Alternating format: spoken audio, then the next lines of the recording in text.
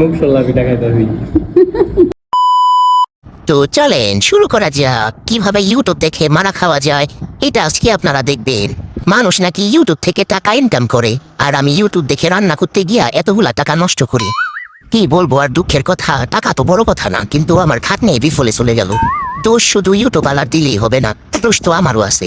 কারণ আমি পাকনামি করে পাস্তা প্রেশার কুকারে সিদ্ধ হতে দিচ্ছি, যেটা আমি কখনো করি না।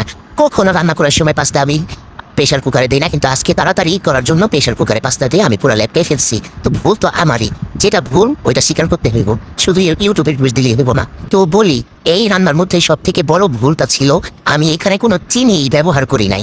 কারণ ইউটিউবে আমি যে ভিডিওটা দেখছি ওই ভিডিওতে বলছে যেখানে দুধ মিশাতে হবে, ধীরে ধীরে দুধ মিশাতে হবে, কিন্তু দুধের মধ্যে যে কোনো চিনি বা কিছু মিশানো থাকে এটা তো এখানে বলা ছিল না।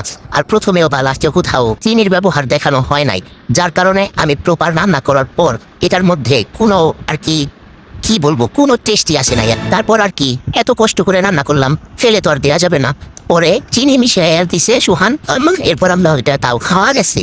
কোন রকম খাওয়া গেছে, মজা হয় নাই, কোন রকম গিলতে পারছি, যেটা প্রথমে গিলাও যায় নাই। ওইটা প্রথমে টেস্টের যেটুক মুখে দিছিলাম ওইটুক বাস্কেটে ফেলে দিতে হয়েছে। চিনি দেবার পর সবটুক পাস্তা শেষ করছি খেয়ে, কারণ টাকার কিনা জিনিস ফেলে দেওয়া যাবে না, অনেক কষ্টের টাকা।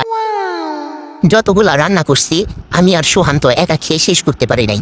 পরে আমার দুই দেওরে কল দিছি, তারপর মাচুম দেওর আসে নাই, রমজান আসছিল, আর রমজান এসে বলছে এটা নাকি মুখ শালা পিঠার মতো লাগতেছে।